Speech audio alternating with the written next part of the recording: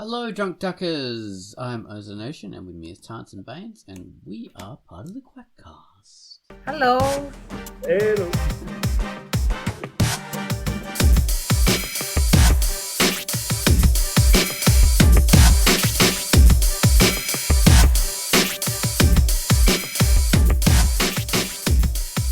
And this week, we're going to be chatting about Maslow's Pyramid. Specifically, we're talking about a comic that Kawaii has recommended us after that. Oh, I got to say this is Quackcast number 648, of course. Kawaii's choice. So we came up with an idea. Well, Tance was really the head of this idea, I think. That we should talk about a comic live on air. And then she decided to, she suggested that we should have Kawaii recommending it. And I think I'll take credit only if it is successful. Otherwise, it was a joint thing. that's always the way. I think Baines was also part of the suggestion as well. So it should be Kawaii talking about, well, not Kawaii talking about, but Kawaii recommending a comic. Because that would be very interesting. And Kawaii has recommended a comic. This one called Up the Pyramid, which is a comic by, what's it, Baldo? The guy's name. Budlow. Budlow. So, and this was a comic Kawaii featured. And she said, well, just after she featured it, Budlow came out with an interesting chapter that she thought would be very it would resonate with a lot of people on the Duck. So that's why we're going to talk about it. And I think also it gives the comic another sort of place in the sunshine because, after it got featured, she couldn't do another story about it. So she'd done her bit. And this comic, it beat the odds and became way more interesting after it was featured. Often comics will kind of fade away after their features. The feature curse. But no, this one has blasted on. So that's what we're going to talk about. But first we have to bring up the featured comic. Kawaii Dagakse. The next to Yes. fall, who's the featured Oh, comic God. about to be destroyed. Lining up for the guillotine. So poor old Virtus, but I don't think Virtus will. I think Virtus is also going to beat the odds. So Kawaii, tell us about Virtus. Hello, this is Kawaii Dagakse, and the feature I've selected for this week is Virtus by Speed Slight Arts, and it is rated T for teen. Sam Sanders, known as Virtus, when dressed in an interestingly masked costume, protects the city of Sala, Sweden. In a time where art education funding has taken a nosedive, a group of culture warriors set out on a mission, all in the name of culture. Virtus has special abilities, such as the ability to catch on fire without getting burned. Thankfully, the helpful and friendly Jelena knows how to mend minor wounds.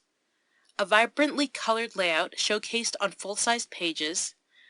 Issue 1 has completed and Issue 2 has just started.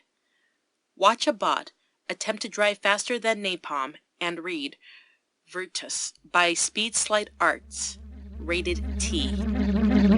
And that was Kawaii talking about Virtus, which is a really fantastic looking comic. I love the way the art really does emphasize the energy and the emotion of the scenes.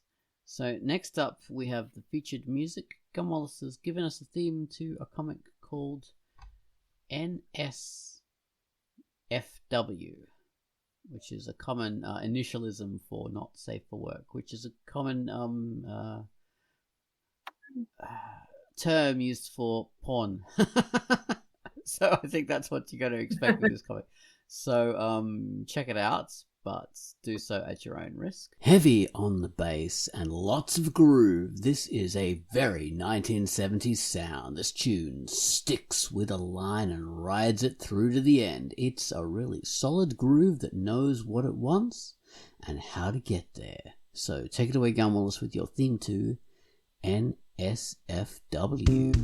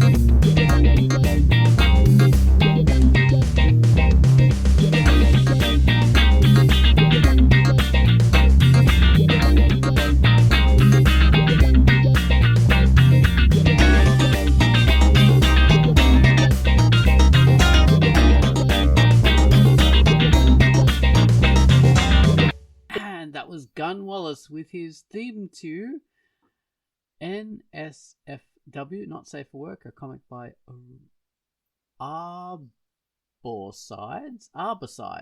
There we go. And it's rated A for adults, so enter at your own risk. Okay, our topic. So Kawaii Dagakse, which is this fantastic person who's been working so long on the site. Oh my god, so many years as my co-admin after the whole kerfuffle happened, and School Monkey stopped featuring comics, and Kawaii was like my joint feature. Oh my god, it was such a load off my shoulders to have her doing that. And so she took over Monday's news post. That was her thing, and she still does it, which is such a great service. And she does every second Wednesday's featured comic. So, and of course the feature like for this time was what was it? It was Virtus. So I hope you have a look at that. But so we've asked her to come along and do this pick out a comic for us to talk about on the Quackcast, and she came up with this one called Up the Pyramid. Yeah, with this particular chapter was called My Mother, Her Baby, and Mary Cassatt. And Kawaii has described her reasoning here. I'll read it out.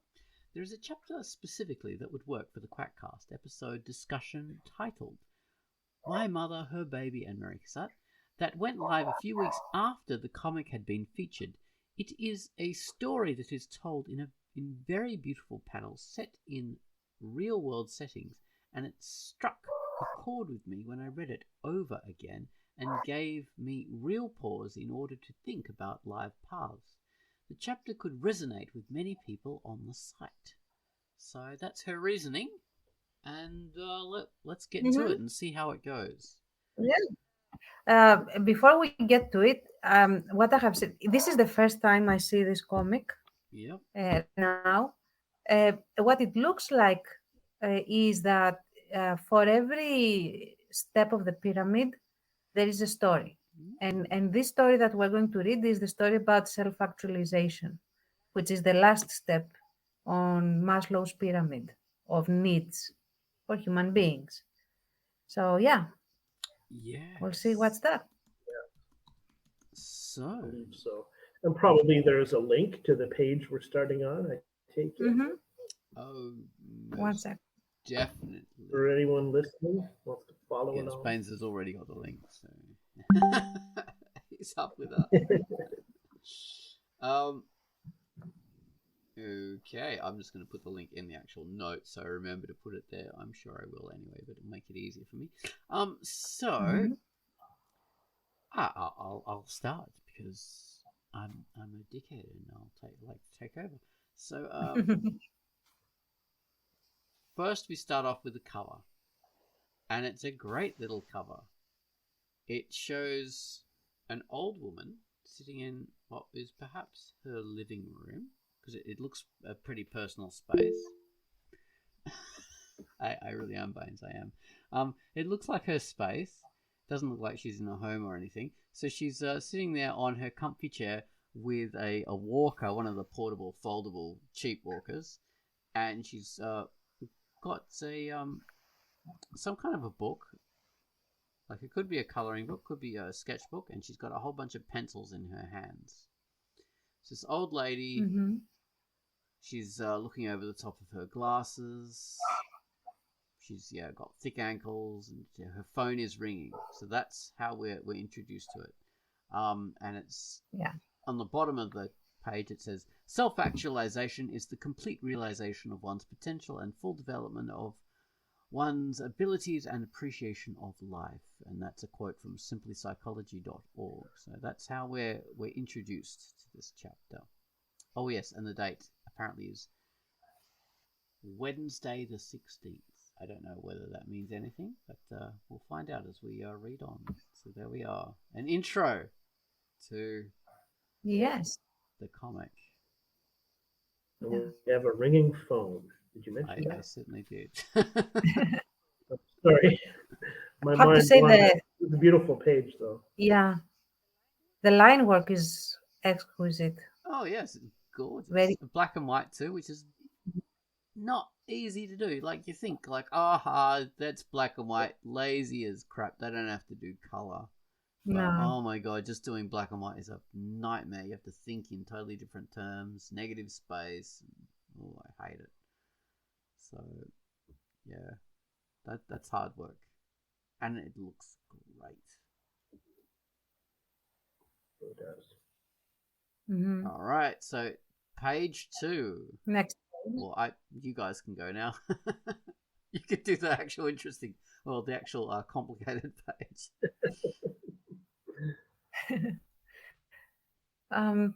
Okay, so there is this middle-aged looking man. He's speaking into his smartphone while also sketching on his tablet, or anyway doing something on his tablet, and he's probably talking to the old lady, and he asks, "How are those coloring books Lydia bought you?" And she asks, "Who?" "Lydia, your daughter," he replies. And she asks, "What about her?" Okay, that tells me that she might be struggling with Alzheimer's or dementia a little bit, not too heavy yet. Do you like, maybe heavy, I don't know. "Do you like the coloring books she bought you?" he asks again. And we see also a dog that is jumping on the couch. And the lady says, "I'm doing one now, Bob Ross. I'm doing an owl." And the guy asks, "I thought Bob Ross did landscapes." And this is the first page. Thoughts? Yes. So did I. Thought Bob Ross did landscapes. But we shall see. Oh, he's Me got too. no eyebrows. He Oh. does. That's interesting. Yeah. Oh, my camera's dead for some reason. Oh well. Switch cameras. Whatever, doesn't matter. So yeah, this is interesting. Does she have Alzheimer's or is she just forgetful? We'll see how we go. All right. We'll see.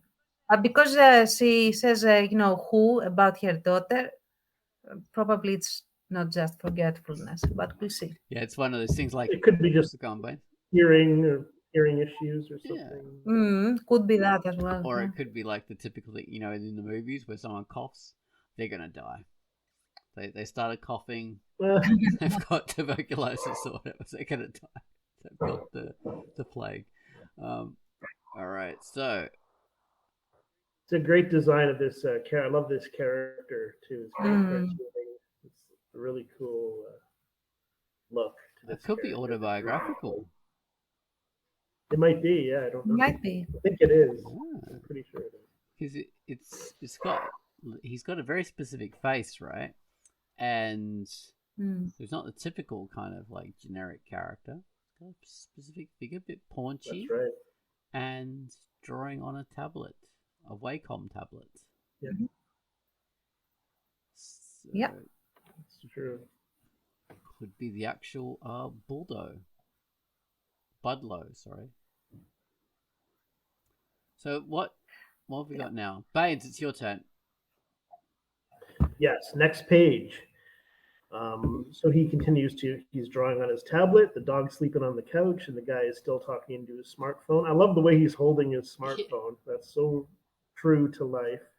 Mm. That's really neat. And so mother on the phone says, "What?" And the guy says, "I thought, Bob, do you like it?" He says. And she says, "It's okay. There's nothing else to do in this damn place." I think mentally she's still okay. That's the impression I'm getting. And Maybe losing focus a little bit, just bored and whatever. so this down place, so she could be in And a home. now, what was that? Sorry. Well, in this damn place, so she could be in a home. Mm. Maybe. Yeah. Oh yeah, seems like it. That's a good point. Yeah, and he also drops the whole discussion about Bob Ross, like goes straight for the simple question if she likes it or not. Yeah. Oh. Yeah, I thought Bob. ... Do you like it? Okay, all right, Baines. Yeah, continue. just drops it. Yeah, in the next panel, we cut to a period scene. Yeah, fantastic. Period. It's phenomenal. Yeah, would you call this a town square or something? I don't know, but I'll read. We have a carriage, a guy in a top hat driving the horse and carriage, a fellow in a top hat, lady in a fancy hat in the back. Lovely. And the caption says, "At 31 years old, my mother had given birth to 6 of her 7 children with a man who left school after the 6th grade." And then there's a little, that's really funny. There's like a caption and an arrow pointing at a random sort of worker who's working on some kind of cart or something. It says, could have been my dad. Yeah. He looks like a street sweeper. He's cleaning up the horse shit. Okay. Yeah. Pretty sure that's what he's doing. Yeah. That's, yeah. It says 1890 Paris. Yes, 1890 Paris, École des Beaux-Arts. So the whole scene that's being described there is obviously that's not the guy talking, because that would be way too old to be in a world where you have tablets. Yeah. Because 1890 in Paris. So is it the mother?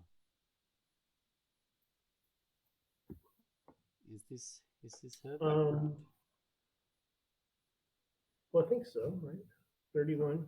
His mother at 31. Is that possible? Is that what you're saying? Oh, yeah, I see what you mean. So that's why I'm thinking it's her, like saying, my mother had given birth to 6 of her 7 children. Oh. So that's her thinking. I see what you mean. Yes. Maybe. Or else she's one of the That's children. That's a good point. Actually, no, she can't be. I gave this Let's see, guys. We'll see. Let's move. We'll find out. Yeah. Oz. Oh, Oz. My turn.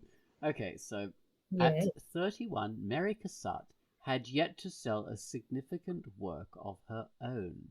So the first panel shows 2 gloved hands, a lady's hand and a man's hand, and they're in a probably in the carriage that was pictured on the last panel. So he's probably, I don't know, helping her down from the carriage or whatever. So the next panel shows there's a whole group of people walking in the corridor of an art gallery, looking at paintings on the walls. And there's men and women, they're all in top hats and stuff like that. So this was very like late 19th century stuff. The writing says, she eschewed marriage and motherhood and any employment not in the service of her art. That's quite interesting. So it has, all these artists looking at Very, very bold for the era, I would say. very much so. And the last panel, there's a woman dressed as a Japanese kind of geisha-looking person, holding a couple of mirrors up so she can look at her hair from behind. So she's holding a mirror in front and a mirror behind, and she's wearing a lovely kimono with a print. And I think that's a picture that this character is looking at.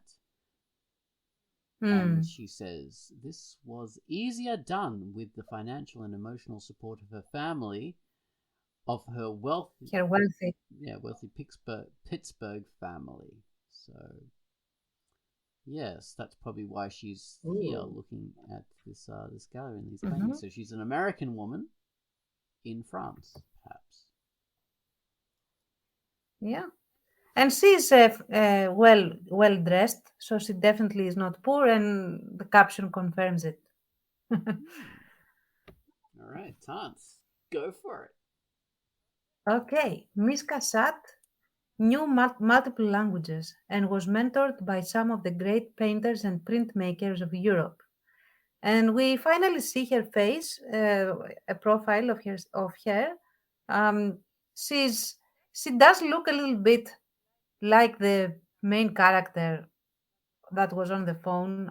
They have the same nose, at least, or it looks like me. To me, it looks like they have the same nose for some reason. Anyway, she's looking at the Japanese prints right now.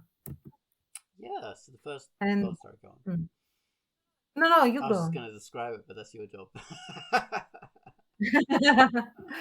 The first image is a Japanese, probably mother with her kid, with her baby, and then again, like Japanese women in domestic scenes is basically what she's looking at, like a series of prints.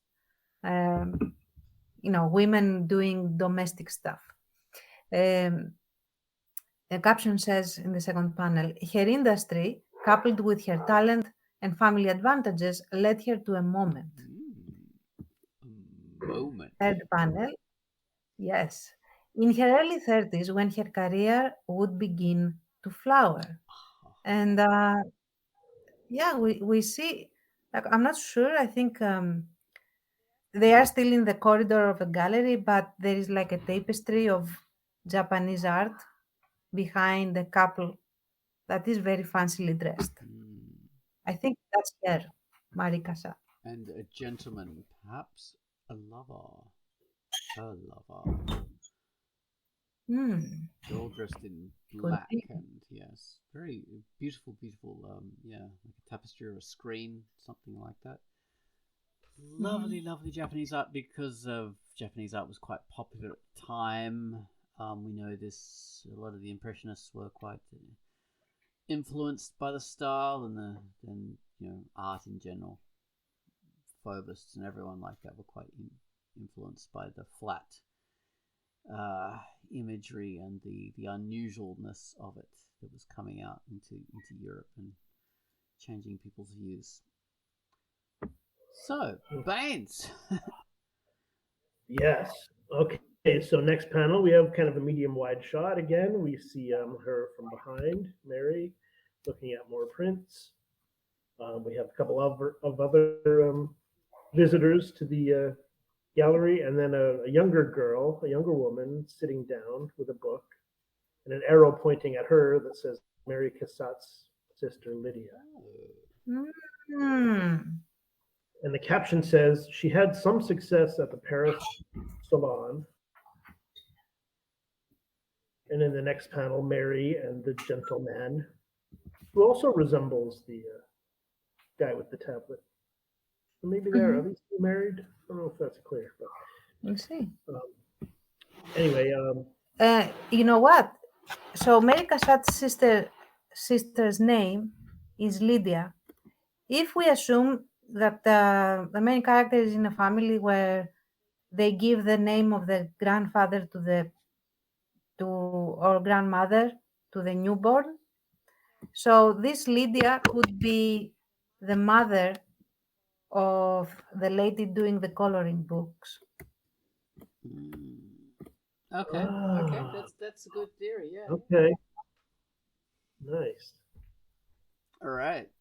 So Baines. Yes. So panel 2 going on. It's the late Mary and the man, and the caption saying, "But left to join the Impressionists at the invitation of Edgar Degas in 1879."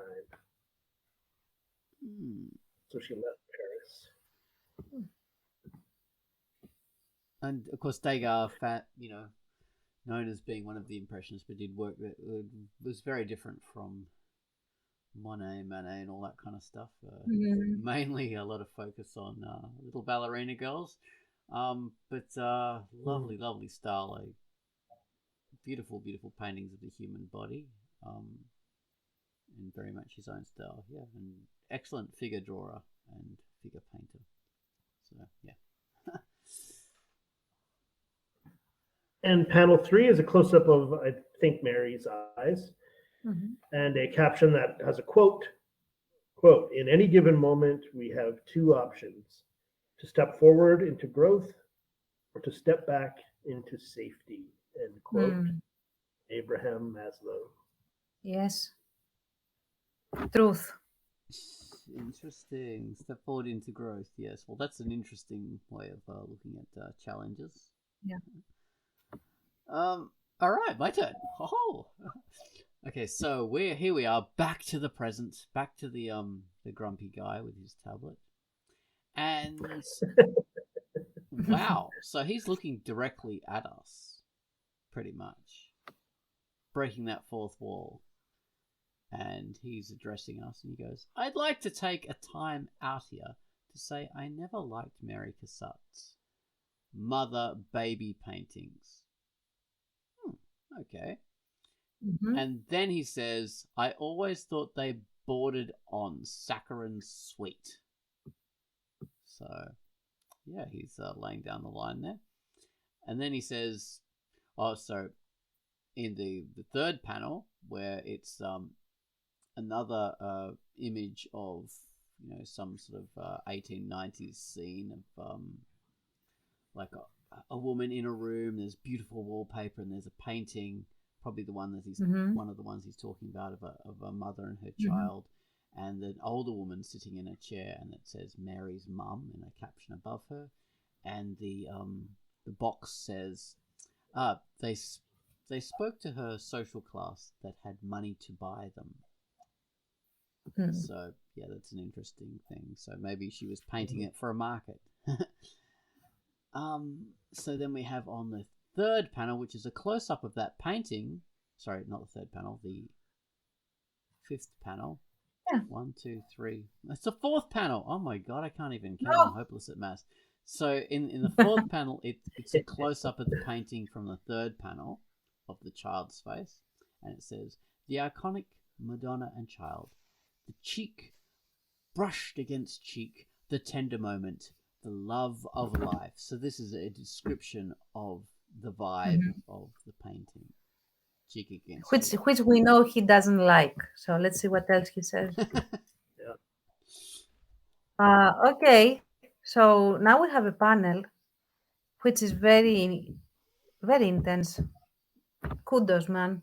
You like the whiplash is great. There is, I think, a young version of the man talking to us, who is crying because he has just been spanked, and we see a big, threatening, only like silhouette of probably his mom that is threatening. So, the box, the narration says, "Not a woman weighed down with children." So he says, she depicted the love of life and the tender moment, not a woman weighed down with children, weary, angry. And in the panel, the intimidating silhouette says, "Stop that crying or I'll really give you something to cry about." Because he is being spanked. And that is like the ugly version of motherhood, because when you resort to or fatherhood, like same goes, parenthood. Because when you resort to corporal violence, you really have lost control and you are not teaching at this point. You are just shutting down behavior, but without helping your kid to alter it into something more constructive so that it doesn't happen again. So when it devolves to that level, you have basically lost the round. Let's call it that. Yeah. Okay. Second panel, he continues the narration, and later lost, like the mother, and later lost in coloring books, visited daily by a caregiver, and on occasional weekends by her children. Okay, so this is definitely his mom that was spanking him, and now is in the home. An endless cycle, says the last panel, of pills, TV, and word finds. Alexa, is saying the woman now that we see in the home. Alexa, play My Fair Lady. And Alexa says, now playing My Fair Lady. I don't know how Alexa sounds. Sorry. Okay. An endless cycle of Yeah. pills, TV, and word. So she maybe is in her own home. She's visited by a carer. Okay. Yeah, she could be in her own home since she's visited. But wow, this page is such a pivot. I love it. Yeah. Yeah, I love the close up of the coloring book of the owl, and yeah, all the different scenes. So very much like close up of the hand and the coloring book and drawing, and then we've got the excellent shot of the child who's been spanked, and this dark silhouette of presumably the mother. And yeah, the last panel just shows the mum talking to Alexa, and with all her crap on her side table there, like cards and bottle of water. And It's hard. It's hard hitting. Yeah, it's a hard hitting page. It's like real life. Okay, so the other thing that this page tells me is that he makes a point to say that Mary Cassatt had this privilege of social class that allowed her to be saccharine about motherhood and all of that, because she would have had an army of nannies and anything else she needed to have the luxury of being this saccharine mom if she wanted. Theoretically, it doesn't work that way, but it could look that way outside looking in. And then compares it with the experience of his mom, who is probably not an upper class woman, like maybe working class or middle class, and had, he said, 7 kids. Imagine wrangling 7 kids all by yourself, and probably she also needed to work. So she was exhausted. She had no patience, took it out on the kids, had probably a questionable relationship with her kids because of that, and all, like a domino of problems of motherhood without the means. So that also makes me think of that. Yeah. Okay, that's an interesting perspective there. So we have layers and social classes and stuff like that, which is always quite effective. All right, so next up, Baines. Yeah, next up we have a close up of the table with the pill bottles and the medicine cups and everything, and we have a photograph. Looks like a working class man and woman, kind of what I think of as 20s or 30s Yeah. kind of look. And it's 1920s or 30s. And the caption says, "My mother loves her mother and father, warts and all. She often cries when talking of her mother." Ah, interesting. So he doesn't The necessarily next feel page. the same way.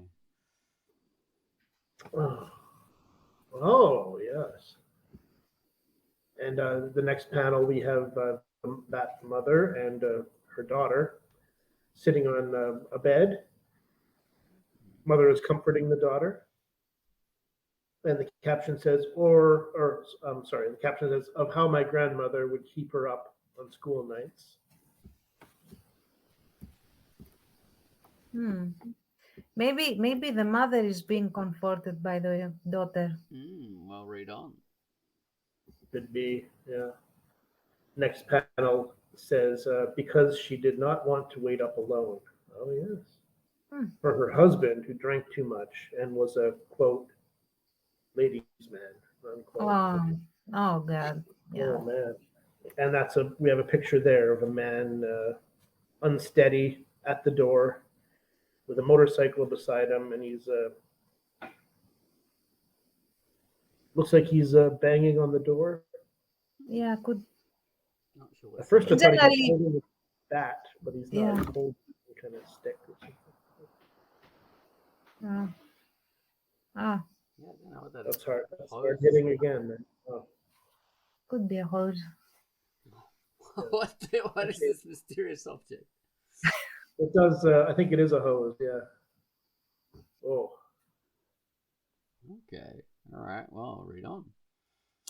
Read on. So we're now up to page 10. This chapter. Right. So first panel has like sketchy outlines. So this is like a dream or a thought balloon. It's in a square shape, but it's like, you know, it's not a hard line square, straight lines, sort of wobbly lines. And it depicts like a perspective view of like a bus, I would say, an old style bus with rows of seats, and we're looking at it from the front to back. And there's this little girl sitting in the very front seat crying, and it says, "My mother cries, reciting a dream by heart." And then the next panel is of the older woman, and she's sitting in that same bus. Oh, actually, so one thing. So in the first panel, there's a strange box on the back of the bus. It's a strange box. And in the second panel, which is the only other panel on this page, it's the same kind of like bubbly outlines, but where we see so kind of a collapsed perspective. And what I mean by that is she's still sitting at the front of the bus, but now where everything, the box is the box looks like it's closer because its perspective is collapsed. So she's still sitting at the front of the bus, but everything looks closer. So this is an effect you have in photography when you take a certain kind of photo, especially with the zoom lens. It seems to collapse the perspective and make everything look closer together than it really is. So we see what the box is, and it's a coffin. And although the woman is her age now, she's not a little child anymore, she's her actual age, and it says, "She is the lone passenger on a bus with her mother's closed white casket lying across the final back seat, travelling to who knows where." So that's very effectively told that. And it shows her crying while sitting in front of the coffin. Yeah. Oh wow. Like any therapist would go to town with a dream like that. For sure. But yeah, let's see the next one. I would, as a counselor, I would need more before I go to town, but I would go to town. Okay. So, okay, in the next panel, we see a whole bunch of photos from her life. In the middle is the marriage photo that she has, and then there are different photos of her with her husband. One on the right, she's pregnant in 4 months pregnant, and then she has her newborn and she looks very happy. And there is also on the left them as a couple, and a single photo of the guy, of her husband, in like a 1940s, maybe late, I don't know, around that time, a military outfit, uniform, not outfit. And the caption says, orphaned at 16, My mother lived with her sister a short while before marrying my father the same year. Okay, so she was 16 uh, Very mature when. 16-year-old. Yeah. Then we go. Okay, the panel continues down, and we see more photos of her. So there was the her being happy with the baby in that photo, but now we have her holding a baby and being fed up, completely fed up, and says, "Children happened." And whatever aspirations of moving beyond the nurse's aide to an actual nurse faded with the responsibilities of a large family living paycheck to paycheck. So we see her having another kid. She's a little older. She has another kid, and then she has 4 children, right? 5 children, maybe. Yes. If they, Quite a if bunch. if one is in a suit, in a rabbit suit.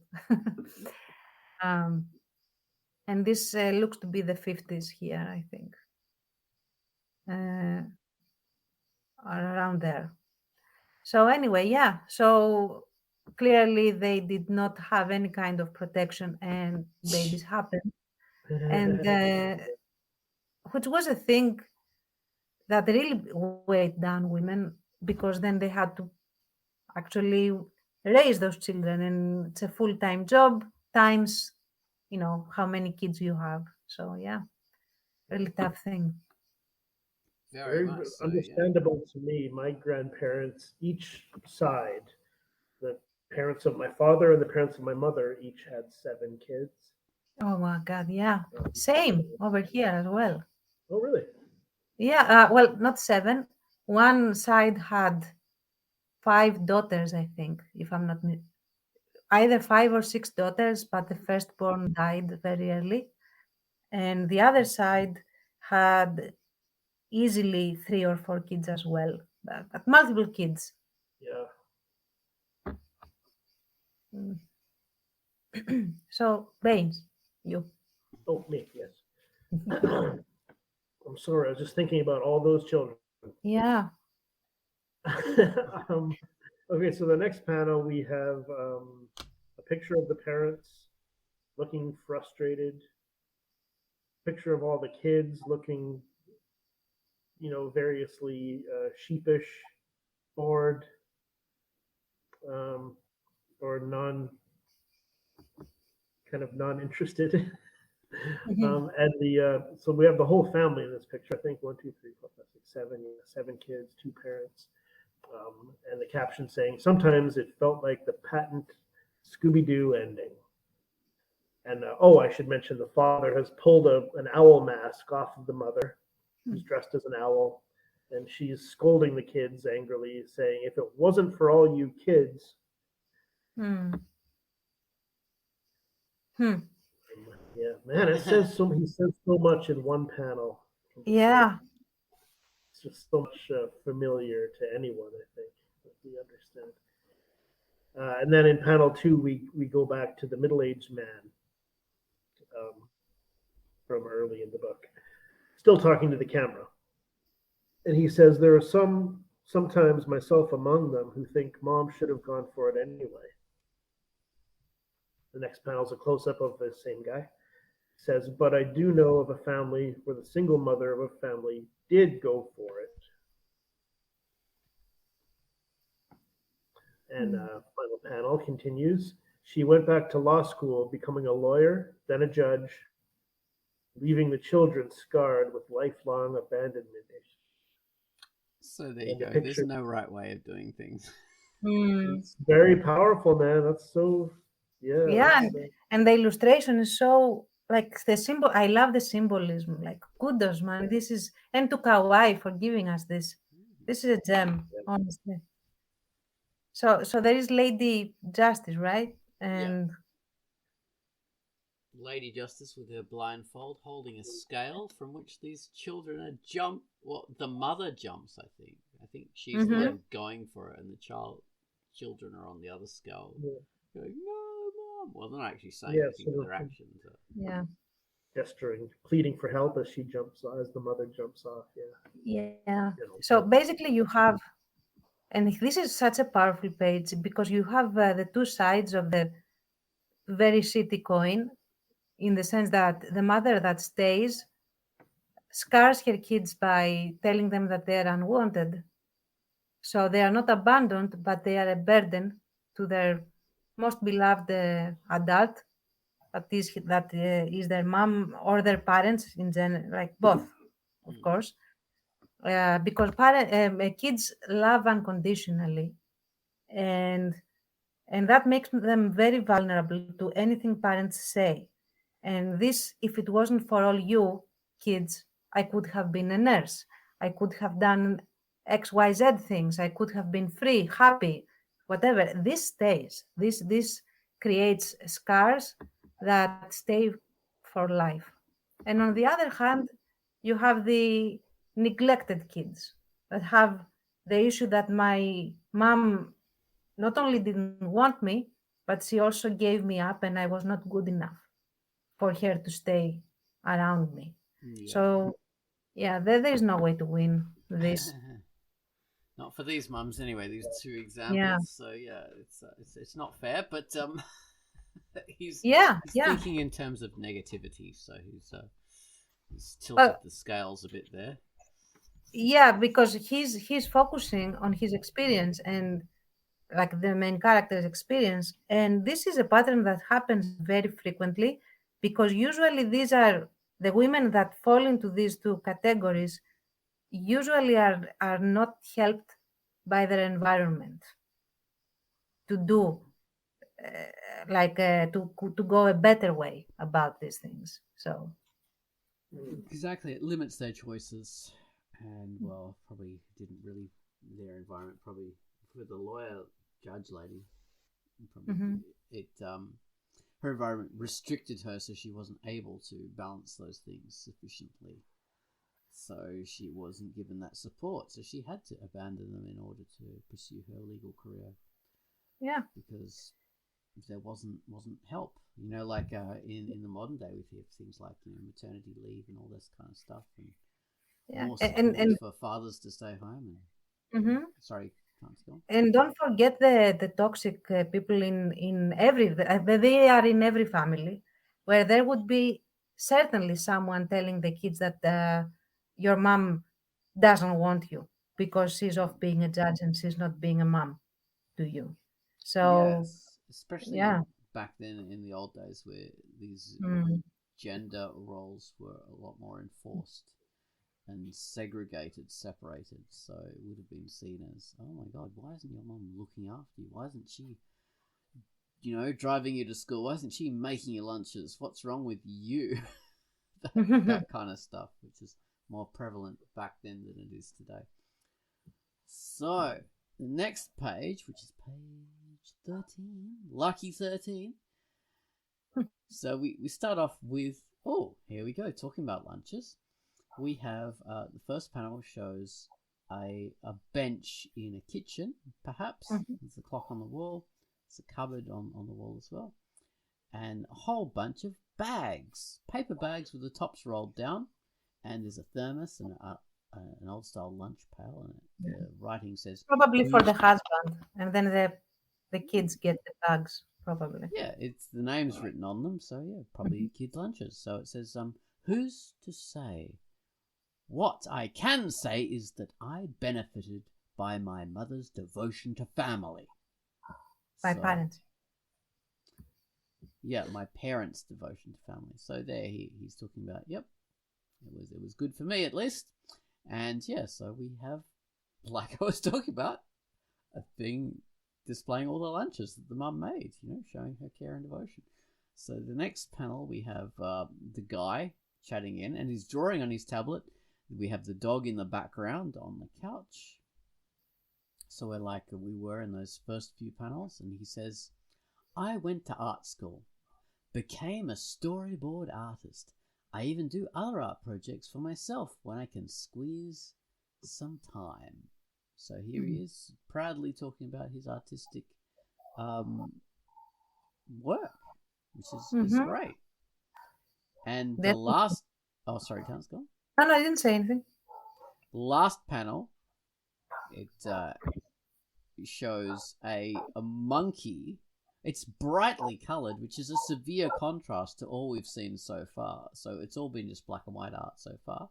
And now this is a incredibly bright panel of a monkey. It's a chimpanzee lying on its back with I don't know, maybe a monocycle in the background, tilted up.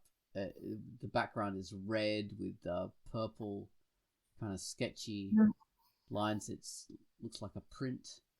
And yeah, this chimpanzee is lying in the foreground on its back with its mouth open, sides closed. And it says, one of these projects, a series of woodblock prints, the circus of the tired beasts, inspired by my parents, can be seen at the end of this book. Oh, that's pretty cool. So there we are. I think there is a tightrope in the red background somewhere. A title. A tightrope. Oh, a tightrope. Okay. Yeah. I can't really see much. Yeah. Purple and the red are similar tones, so they don't really show much detail. It's great. Yeah, the tired beast. So the ape, the chimpanzee isn't dead; it's sleeping, presumably. Mm-hmm. Yeah, So- and the circus is a choice that again says a lot. Like kudos to you, man. It's beautiful all around. Inspired by his parents. Interesting. But we don't know that guy is actually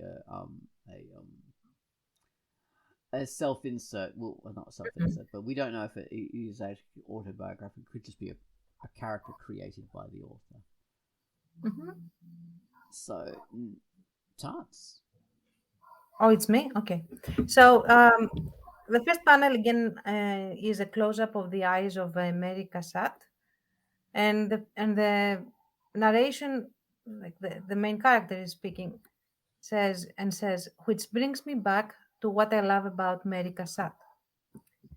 So the next panel is a close-up portrait shot, let's say, of her with some fancy couples and a guy in a top hat in the back going back and forth in the corridor. In 1890, she sees this traveling exhibition of Japanese woodblock prints. In a letter, she writes, "You couldn't imagine doing anything more beautiful. I dream of doing it myself." And she does. And now we have some close-ups of the process of creating these what are the wood blocks. And there is an overall like narration box. She translates wood into copper, the simplicity of line and flat color of the wood block print into hand-colored aqua tints. Okay. Lovely, yeah, and it shows, very detailed stuff of picking away at the wood with a steel pick, and then putting the ink on with a little, I don't know, a sort of a cloth bag attached to a stick. So it's a very intricate process. The author has obviously, studied up themselves to work out how this is done. Mm-hmm. Which is fascinating. Yeah. All right, next page, Mr. Baines. Okay. Oh, sorry, I just had to clear my throat. So now we're on to page, I believe, yes. We continue with Mary Cassatt. She's in a printer's shop, it looks like. Mm-hmm. And the caption pointing to the worker says M. Leroy, printer. And we have Mary hanging up some prints on a line. And the caption continues, she creates 10 of the most famous prints of the 19th century. I wonder what they are. Yeah. I've never heard of Mary Cassatt before. And it was just on the previous page that I finally put this all together. that Mary Cassatt is not related to the narrator. Yeah. Story. Yeah. Oh, okay. Same. I like that. Like, say, okay, it all kind of comes together. I mean, I studied art for years. I probably heard of her, but I can't remember her, so it's not ticking any boxes in my head. So I'll Google her afterwards. Yeah. Next, we have a close-up of Mary's face. She's looking at one of the prints, one of her own prints. Caption says, she was psychologically prepared for the moment. All her other needs, physiological, safety, belongings, love, and esteem, all had been met. oh, she self-actualized on the pyramid. Yep. Yep. She brought her talent to fruition, in a sense. So. Okay, I googled her and I'm looking at her work, and it looks very much like the art of Degas, similar to that style. Oh. And we have a shot of, I think I'm going to assume, one of Mary's prints of a mother being tender with her child, kissing her little child. And the caption says, I even love the mother and baby prints. I just don't recognize my mother. Yeah. Again, this ties everything together even more, this whole story. Very, very cool. Mm. And I really like this last like version of mother and kid in this classic embrace, but the kid is looking away a little bit from the embrace. That's right. Yeah. Oh, okay. Yeah, it's looking at us. Go. Ugh. Yeah. What do you do? All right, so now we're up to page number 16 on the pyramid. All right, so first panel, two older people, a guy with a bit of a tilted mouth, and an older lady with short hair, and it's all sort of quiffed up. And she's wearing a floral print dress and standard earrings, and he's wearing a polo shirt with a wide collar, and his neck is kind of a bit blobby. It's both wearing glasses, and the caption is, I love my mother and father, warts and all. So he's drawn a warts and all picture of them both. Yeah. At least they'd be displayed as warts It's and all. a beautiful picture, though. I mean, very intimate looking, in my opinion. It is. So yeah, and they look good. You know, their hair is done very neatly. So, and the next panel, it's of his face. He's older and grumpier, and it says, I know my mother loves her children. She'd be the first to add warts and all. So she would really acknowledge the faults. Like, I love my children, warts and all. So, yeah, that's a good point. Yeah. And the next panel shows a much younger looking man than we've seen. I think it's him. I think, maybe I'm wrong. Maybe it's his wife. I think it's a lady. I think it's his wife, yeah. Okay, so it's a woman. That's the consensus I'm getting. With a very young boy and a girl who is slightly older and pouting for the camera. And it says, I love my children. And underneath that says, I understand the tender moment between mother and child. So that, yes, you guys are right. It is a woman. Probably his wife, I would estimate. Yes, that's a good guess. Fair.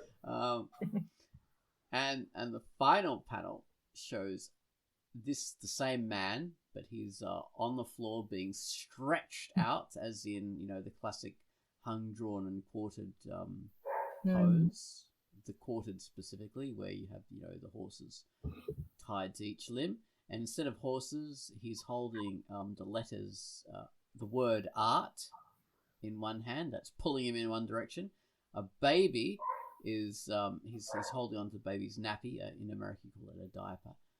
That's pulling him in another direction, and on his legs, well, one of them is being pulled by another baby, and we don't know what the other legs are being pulled by because it's off panel.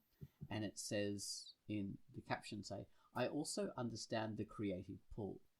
Now, raising a child could be a conflict to fulfilling that potential. But then again, and that then again is on the bottom right-hand corner. So we are to be continued to the next page. So is he being pulled in all directions? I'll see. Or then again.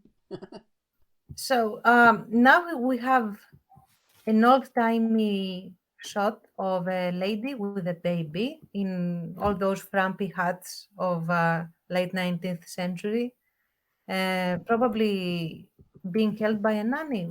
I'm not sure. Anyway, and the caption says, Maslow says, making a human being out of a baby is a big creative job. That beats any symphony. Okay. Mm-hmm. Interesting. Yeah. Oh, okay. And so I have it is this big splash panel in a sense, and this shot of the woman with the baby and probably the nanny is being sketched by probably the hand of the main character. Yes. Yeah. And then continues, try writing 7 symphonies at the same time without a nanny, which is the point we were making before, which is amazing. Like women, like, and all single parents or pairs of parents, my hat is off to them, honestly. Exactly. It's very hard to undertake the task of raising a child and still maintaining your own creative potential, your own like inner life without subsuming it all towards them. It's a very difficult task that people, succeed at or not, depending on circumstance. Yeah, and people who do undertake it, whether they do it on purpose, like planned, or by accident, like it happened, hats off to you guys, all of you. I would go insane, and I am trained to work with individuals like of all ages, and I would go insane. So much respect. Yeah, all of us are selfish old people without kids. Yeah. Yeah. No symphony writing for me. No. I'm happy to listen to the symphonies other people write and help with any attunement necessary. All right, so Baines, you're the final page. Okay, the final page is mostly black. We have a small image of the mother, elderly, in her chair, with her cart in front of her chair that she's painting on, coloring on, drawing on, and it seems to be song lyrics. Is this My Fair Lady that she was asking for at the beginning? It is. All I want is a room somewhere far away from the cold night air, with one enormous chair. Oh, wouldn't it be lovely? Exactly. Yeah, one of my favorite songs. One of my favorite songs. Yeah, far away from the cold night air, with one enormous chair.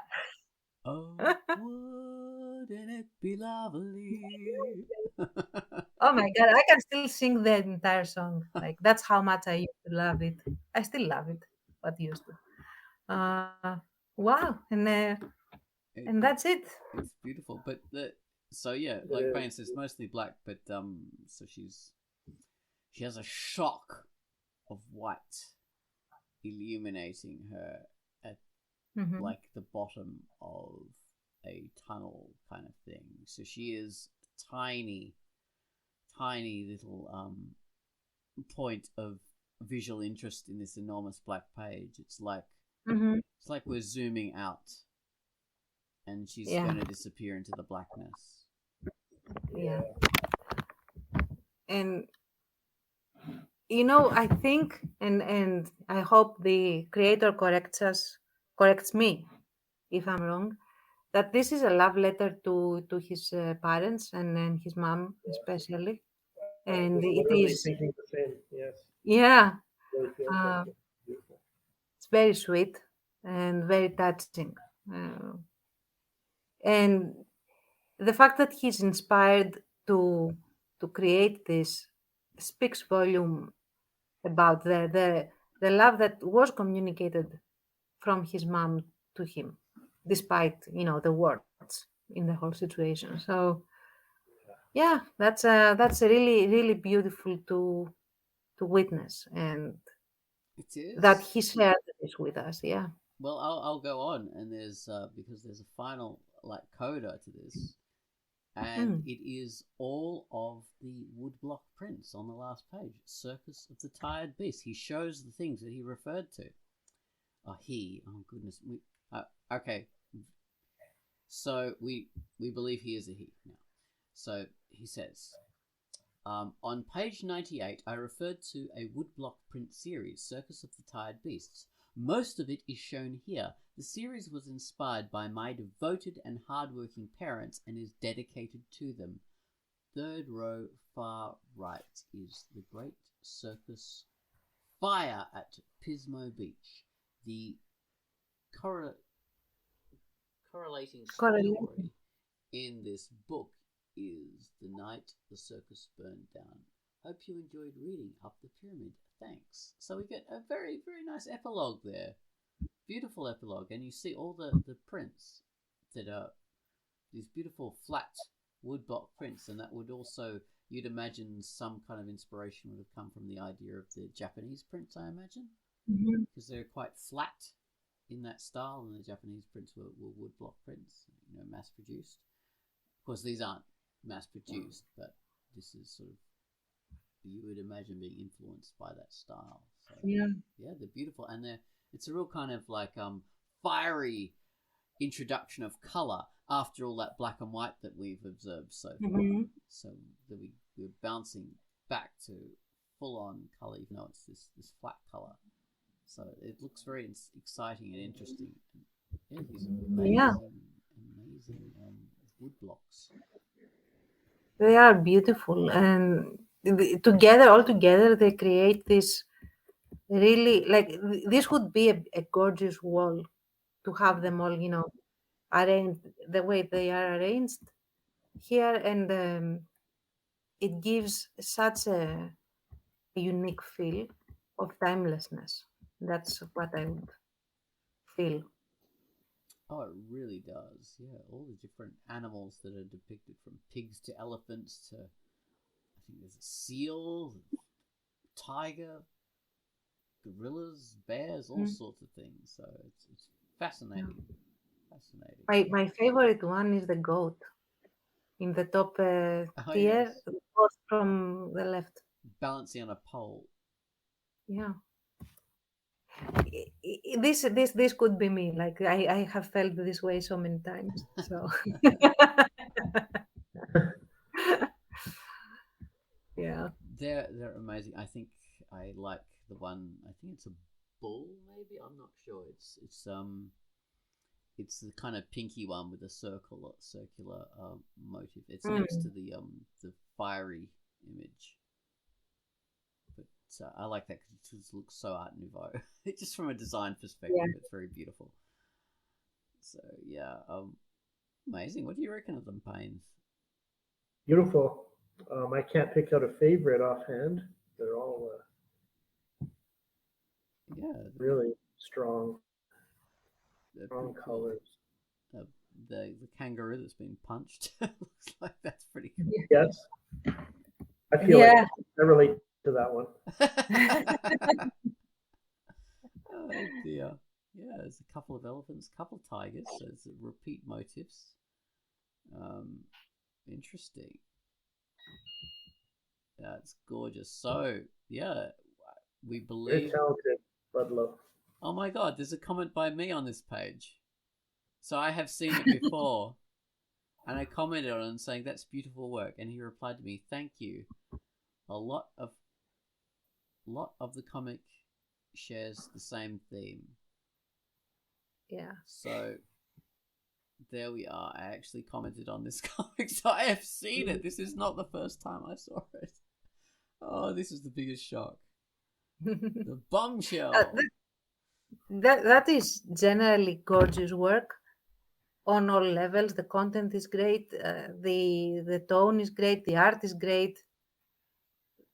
Like just A+ on all levels, and it makes you think afterwards. So thank you, Kawaii, as well for suggesting this one. I probably would never have found it because lately I have been very lazy in researching comics in general. So Oh yeah, It's really powerful, like the humanity of it, of this Mm. story, and the sort of appreciation of his mother, of his parents, and understanding of sort of how complicated their life is. And we all have emotions about our parents in one way or the other, obviously. But that this is kind of about, like an appreciation and understanding. mm, It's very, I agree. It's going to stay with me as well. Also, Budlow captures it with very few words. Very good writing, yeah. captures a lot with a few words. and the illustration tells a Great lot of art. the story without Yeah. text. Hmm. A lot of the emotion is in the illustrations, but very elegantly put. Nothing melodramatic in there at all. Yeah. So I should clear up things. So yeah, I think I remember now what happened was I wanted to feature this comic, and Quai got there before me, so that was one of the things. So I do remember it now, and that often happens between the two of us, which is good. And also when I was saying that was probably his mother talking about being born at talking about her mother being born in the 1890s. No, I'm not sure what that was about. So It was Mary Cassatt's mother, I think, if I'm right. I don't exactly know what you mean, but yeah, there's the Mary Cassatt story. yeah. So Mingled I was with- confused. Yeah. It becomes clear as the story goes on, I think, how it all connects. Fantastic story, and thank you, Quai, for recommending this to us. It was really cool to read it with you guys. Yeah. Yeah, very neat. Neat idea. Thank you, Kawaii. I say Kawaii, or I don't know. I got lost. I'm sorry.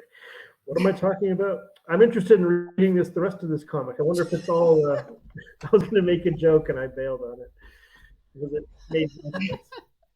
Yeah, I'll be reading all of it myself as well. Really, really excellent work on all levels, and the introduction as well is very like I really like the element of extreme. I don't know if you can call it extreme, but very heavy symbolism of the main character going up the pyramid of Maslow. So yes, Well, this is what I'm wondering and assuming. Like, is every chapter a different step in Maslow's hierarchy? probably, yeah. Probably, I would right? guess, yeah. Yeah, I'd imagine so. I don't think so. There's not enough. Is there enough chapters to do? Yeah, Uh, there is. Oh, you're probably right. You're probably right. There's 1, Aren't 2, there 3, 8? 4, 5. Aren't there 8 chapters? Maybe. I think so. I thought there's 5 steps on this pyramid. 1, 2, 3, and I think there's 5 chapters. So yeah, okay. So there is one. 1, 2, 3, 4, Yeah. 5, 6, 7, 8, 9. No, I'm wrong. There's plenty of chapters. I can't count. I'm hopeless at maths. I think we established that early on. So So anyway, yeah, whatever. I don't know. guys, read it for Don't yourselves. listen to me. You will not bit disappointed. Please go read it. And again, thank you for sharing. Sorry, I have to look up your name again, Badlo. Thank you for sharing. Budlow's hierarchy. Yes. Yes, he invented the whole pyramid. He doesn't. He just doesn't take credit for it. Less. Exactly. Yeah. Yeah, it was really good. Very highly recommended. Great art. Great writing. Very affecting.